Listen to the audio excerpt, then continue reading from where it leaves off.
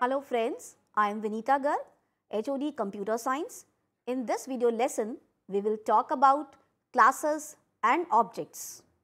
You would be able to identify class and object, access the members of the class, learn about three visibility modes: public, private and protected, an array of objects.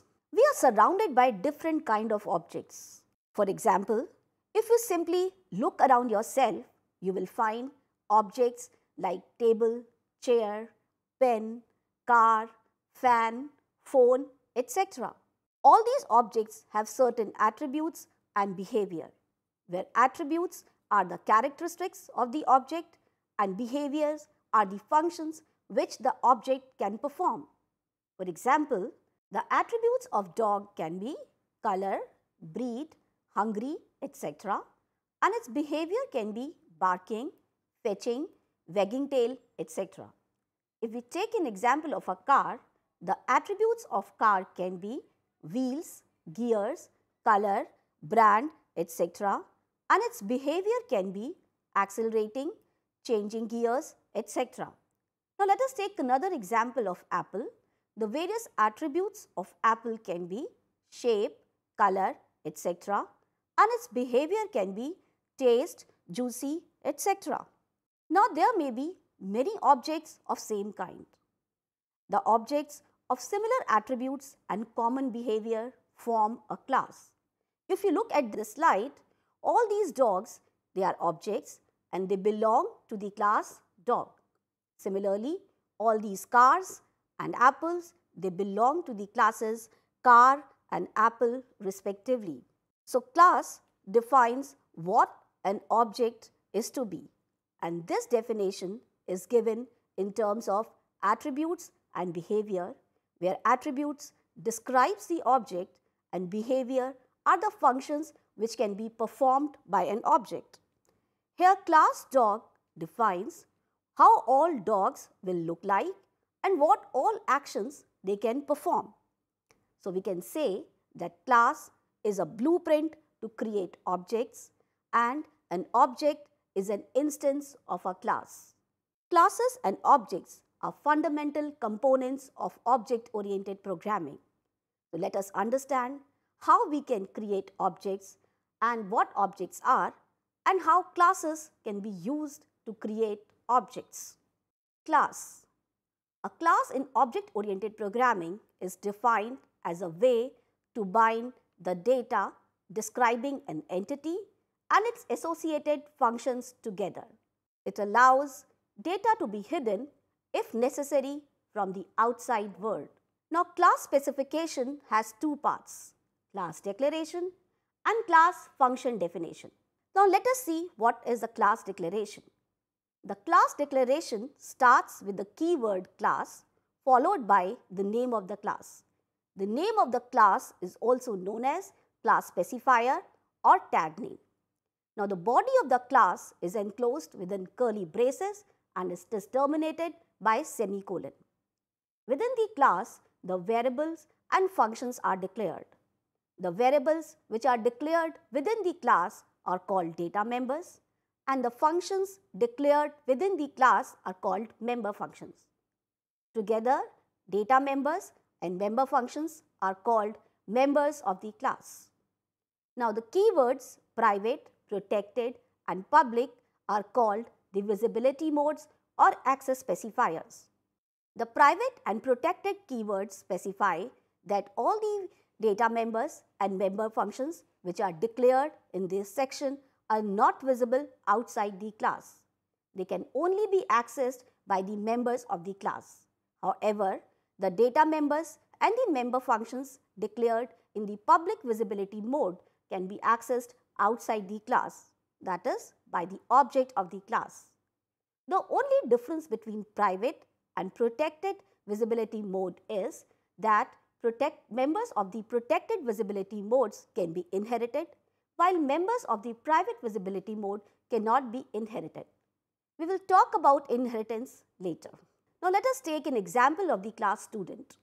Here we will start with the keyword class followed by the name of the class, which is student here, and this is also called tag name or class specifier.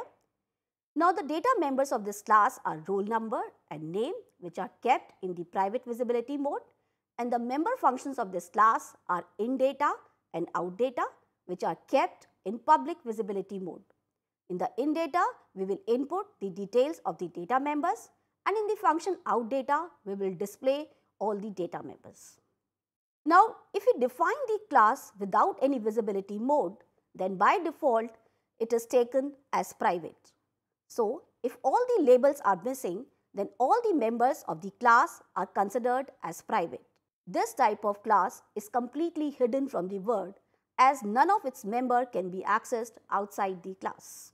Creating objects. An object, as we have already learned, is an instance of a class. The syntax for creating an object is class name followed by object name and terminated by semicolon. It is very important to note that class specification provides only a template and does not allocate any memory space. The necessary memory space is allocated only when the object of the class is created. Now, let us create few objects using the class student. Now, we can create the object of class student in main using the statement student and stu followed by semicolon. Here stu is an object of class student, and you can see the moment we create the object stu, the memory space is allocated to its data members, role and name. Objects can also be created when a class is defined by placing their names immediately after the closing brace. So, you can see here, after the closing brace of class student, we are giving the names of the objects as stu1, stu2 and then semicolon. The moment these objects are created, memory space is allocated to the data members of stu1 and stu2. Now, let us understand the relationship between class and object again. Class is a data type. Object is a variable of class data type. Class is the template, or it is a blueprint, and object is an instance of a class. Class does not occupy any memory. However, object occupies memory. Accessing class members. Class members can be accessed by using a dot operator between the object name and the name of the data member or member function. The syntax for the same is object name dot data member semicolon or object name dot member function semicolon. Here, the dot operator is called the class member access operator. And please remember, object can access only the public data members or member functions of a class. Let us see an example. We have already created a class student. Now, let us suppose in main we are creating an object stu of class student. Now, to access the member function inData, the statement would be stu.inData. Here, the function inData will be invoked for the object stu. Now, the next statement is stu.roll. This statement will give an error because role is a private member of the class and it cannot be accessed by the object of the class. So, please again remember that objects can access only public members of the class. Member function definition. Now, the member functions of a class can be declared either inside the class or outside the class. We declare the member functions or define the member functions inside the class only when the function code is small and does not contain iterative statements. The functions which are defined inside the class are considered inline by default. Now, the functions which are defined outside the class need not be small and they may contain iterative statements also. And these functions are not considered inline. Let us understand it with the help of an example. So, here we have defined a function inside the class. You can see the class student with private data members as role and name, and inside the class under the public section we are defining two member functions void inData, in which we are giving these statements cInRoll and getsName to input the data members, and then another member function is void outData, in which we are giving the statement cout roll and name to output the data members of the class students. So, these member functions in data and out data will be considered inline by default. Now, defining the member function outside the class. In this case, the function prototype is declared inside the class and the operator double colon, which is also known as scope resolution operator, is used to associate member functions which are defined outside the class to their corresponding class. So, the syntax for the same is return type, class name, double colon, function name followed by argument list. You can take the example of class student again with private data members roll and name. Now, you can see in the public section we have only given the function prototype, void in data and void out data, and after completing the class we are giving the definitions of member functions as void, which is the return type of the function, student, which is the name of the class, double colon, which is the scope resolution operator, followed by the name of the function, and this is followed by the body of the function. Similarly, we are declaring the other function out data also. Nesting of member functions. When a member function of a class is called by another member function of the same class, it is called nesting of member functions. Let us take an example. Now, we have to write a program to create a class travel plan. The private members of this class are data members as plan code of long type, number of travelers and number of buses of integer type. Private member function new plan. This function is to assign the value to number of buses as per the following criteria. If the number of travelers is less than 20, number of buses is 1. If it lies between 20 and 40, the number of buses is 2, and if it is greater than equal to 40, the number of buses is 3. There are two other public member functions, getPlan. This function allows the user to input the data and call the function newPlan. And the second function is showPlan to display the content of all the data members. So, let us write down a program to execute this class in C++. So, we will start the program by including the header files #include iostream.h and #include conio.h.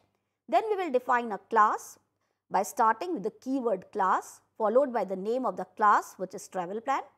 Now, in the private section we have long plan code, int traveler number and int buses number, and void new plan, as this function is the private member function.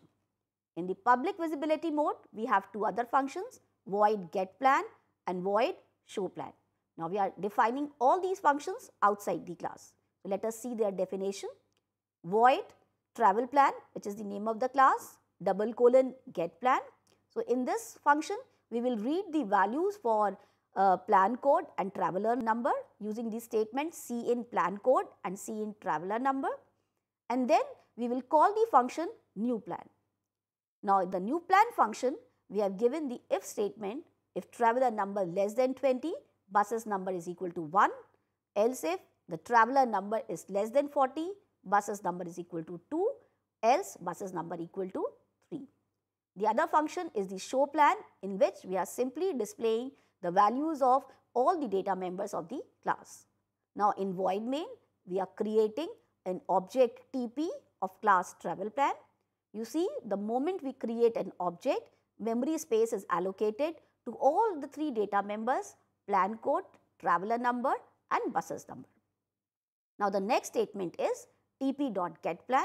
So, getPlan function will be invoked for the object TP. So, whatever we will input in plan code and traveler number, it will be stored in the data members of the object TP. After that, new plan will be invoked, and as we have inputted the traveler number as 22, so buses number will be supplied the value 2. So, it will get the value 2.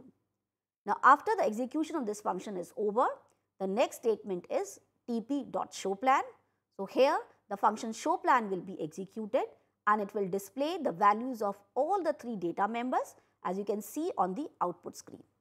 So, this is how it gets executed. Memory allocation for objects. Now, it is very important to note down that all the objects has its own copy of data members and they share the same copy of member functions. This is possible because each object holds different values for its data members. You can see we have created 3 objects S, S1 and S2 of class student. All the 3 objects, they have different copy of data members to hold their own values for data members. Now, member functions are created and placed in memory only once when they are defined in the class specifications. And all the objects, they share the same copy of the member functions because at a time only one object can invoke a particular member function.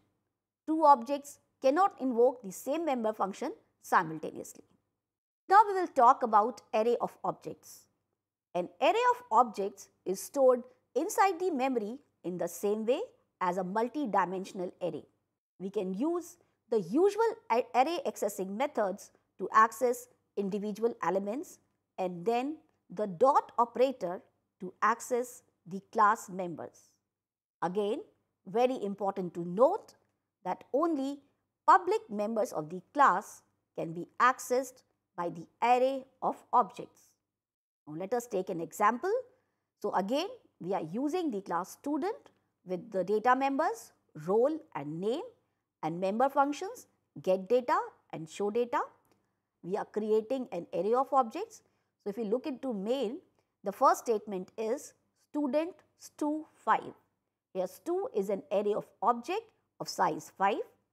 Now, to input data in this object array, we will use the loop for int I is equal to 0, I less than 5, I plus plus, stu I dot get data.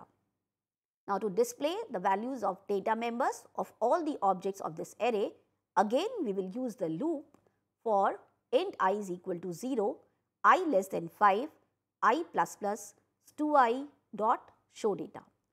So, let us see the memory diagram of this program so that it becomes more clear.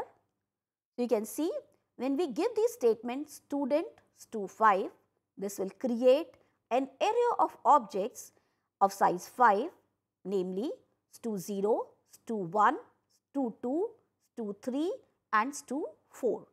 Now, all these array elements have 2 data members each, role and name. Now, when we give these statements to I dot get data, this will get the data of the ith element of the array stu. Let us take an example. If I is 0, the statement will become stu0 dot get data.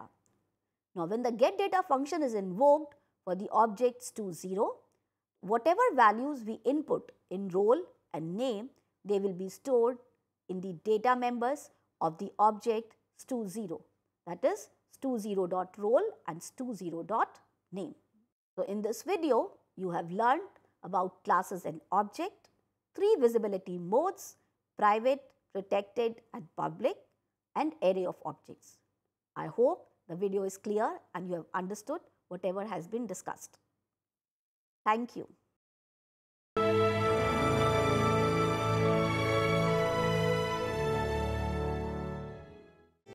Hindustan के हर कोने में नौजवानों के पास प्रतिभा है, उन्हें अवसर चाहिए। NIOS देता रहा है युवाओं को अवसर आगे बढ़ने का। NIOS से पढ़ने वाले इन युवाओं ने किया है संस्थान को गौरवान्वित। दिव्यांगों ने बन के दिखाया है सबल और आत्मनिर्भर। NIOS के साथ आप भी जुड़िए NIOS के संग।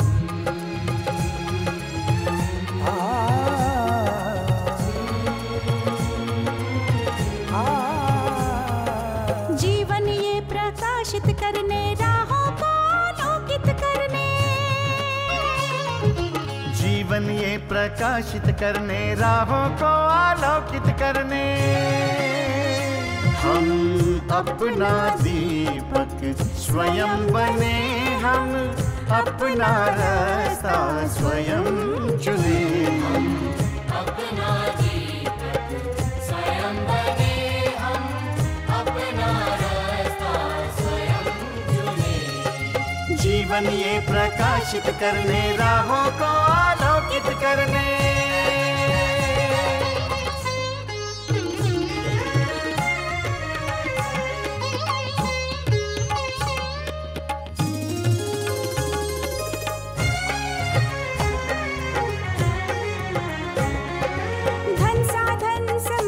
सीमा से विद्यालय जो मुक्त हो, धन साधन समय की सीमा से विद्यालय जो मुक्त हो। कभी पढ़े हम कहीं पढ़े, वे विषय की लोच से युक्त हो। कभी पढ़े हम कहीं पढ़े, वे विषय की लोच से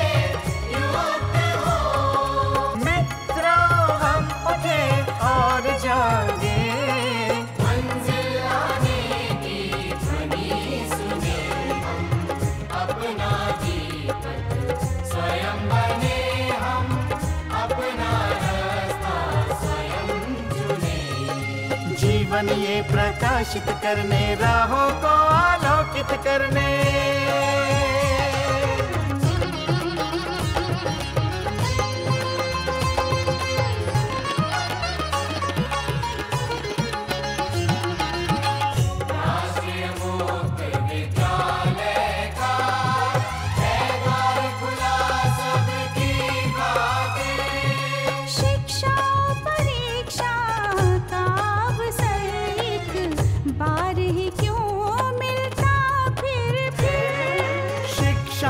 परीक्षा का अवसर एक बार ही क्यों मिलता फिर दुनिया में इसके केंद्र बात। कोई मन चाहा केंद्र चुने, हम अपना दीपक स्वयं बने, हम अपना रास्ता स्वयं चुने। कोई मन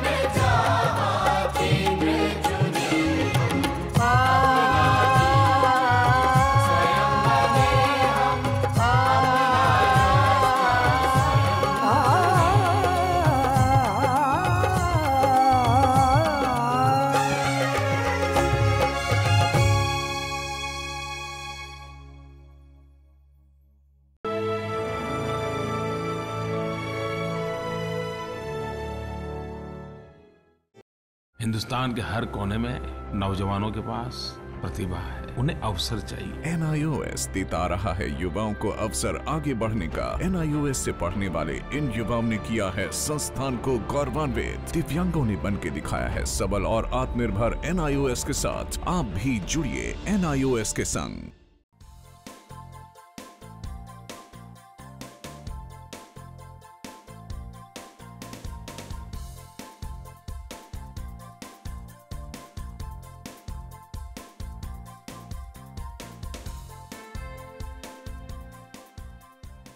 घर बैठे पाएं राष्ट्रीय मुक्त विद्यालय शिक्षा संस्थान यानी NIOS में एडमिशन, वो भी एकदम आसान तरीके से, जिससे शिक्षार्थियों को होगी समय और धन दोनों की बचत। NIOS से शिक्षा कभी भी कहीं भी। शिक्षार्थियों, क्या आप जानते हैं NIOS में एडमिशन लेने का सरल और सुगम तरीका, जिससे शिक्षार्थियों को ऑनलाइन प्रवेश लेने में सहूलियत मिलती है। NIOS में प्रवेश की प्रक्रिया पूर्णतया ऑनलाइन है। शिक्षार्थी घर बैठे इंटरनेट द्वारा प्रवेश के लिए सबसे पहले NIOS की वेबसाइट www.nios.ac.in पर लॉगिन करें। अपना ईमेल आईडी और पासवर्ड डालकर अपना पंजीकरण करें। पंजीकरण के बाद लॉगिन करने पर ऑनलाइन प्रवेश हेतु आवेदन पत्र खुलेगा। आवेदन पत्र को निर्देशानुसार भरें और प्रिंट आउट लें। इस प्रिंट आउट पर अपनी फोटो संलग्न करें। ऑनलाइन प्रवेश के लिए शुल्क हेतु भुगतान के तरीके हैं: क्रेडिट कार्ड के द्वारा, डेबिट कार्ड के द्वारा, राष्ट्रीयकृत बैंक के ड्राफ्ट के माध्यम से, जो कि सचिव NIOS नई दिल्ली या नोएडा के पक्ष में देय हो।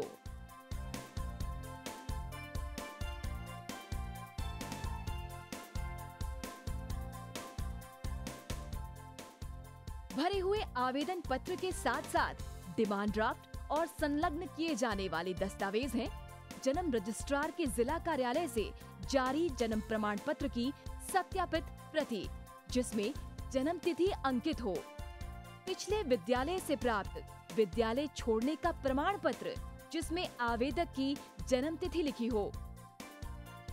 प्रवेश फॉर्म का प्रिंट आउट NIOS के संबद्ध क्षेत्रीय केंद्रों पर 10 दिनों में पहुंच जाना चाहिए, अन्यथा उचित दस्तावेज न लगे होने पर आवेदन फॉर्म रद्द किया जा सकता है।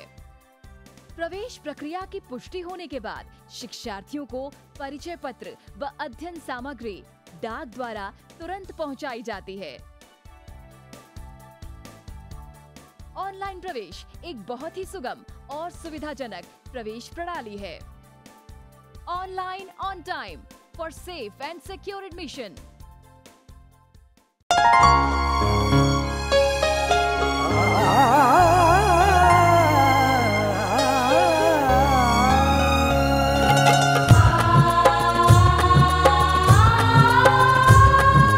जीवन ये प्रकाशित करने, राहों को आलोकित करने, हम अपना दीपक स्वयं बने, हम अपना रास्ता स्वयं चुने।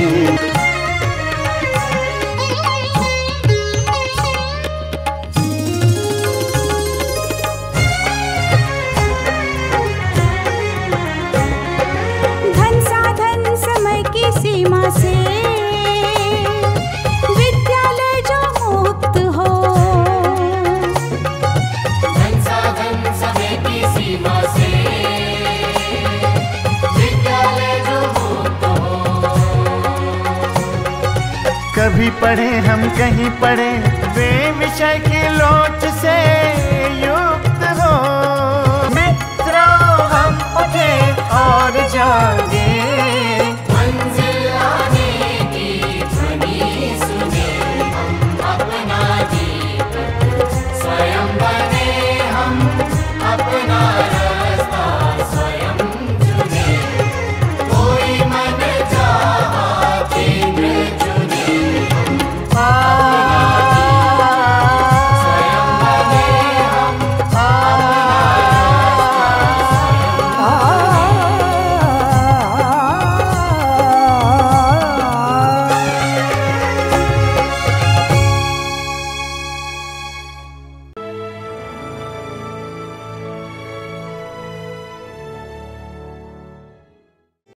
हिंदुस्तान के हर कोने में नौजवानों के पास प्रतिभा है, उन्हें अवसर चाहिए। NIOS देता रहा है युवाओं को अवसर आगे बढ़ने का। NIOS से पढ़ने वाले इन युवाओं ने किया है संस्थान को गौरवान्वित। दिव्यांगों ने बन के दिखाया है सबल और आत्मनिर्भर। NIOS के साथ आप भी जुड़िए NIOS के संग।